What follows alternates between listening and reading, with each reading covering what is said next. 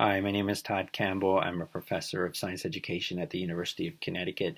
I just wanted to share a little bit about networked improvement communities and specifically how we're drawing on principles of networked improvement communities to try to support the implementation of the next generation science standards.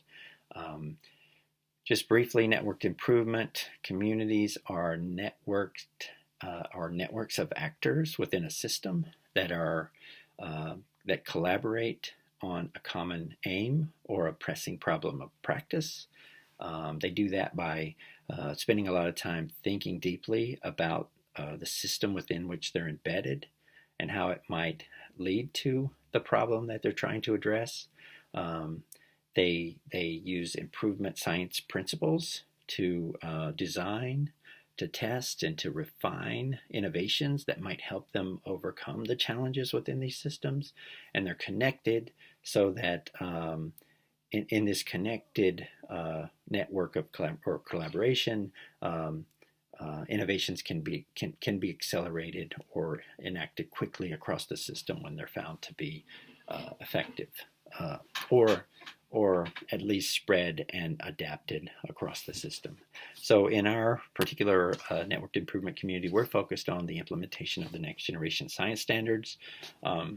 These are particularly exciting, but also challenging because they offer a really different view of science teaching and learning that focuses on equitable participation by all learners in classrooms to where they're engaged, where students are engaged in sense making to figure out or explain events that happen in the world.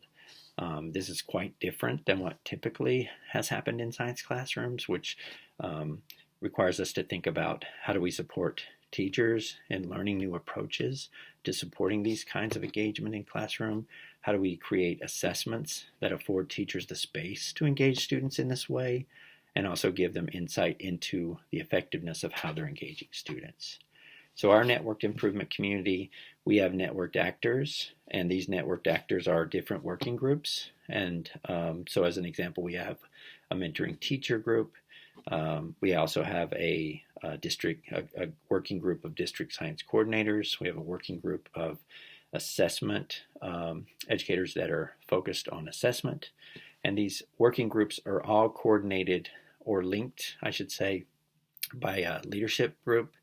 And the leadership group both helps organize and facilitate the meetings of those working groups, but also thinks about better understanding the work happening within those groups and how the different groups' work might intersect with one another, and then ways in which they can broker both communication and tools traveling across those groups. In the end, our aim is to support the development of a more coherent system, or a system that is more attuned to what's being sought as we try to change experiences of learners in science classrooms. So that's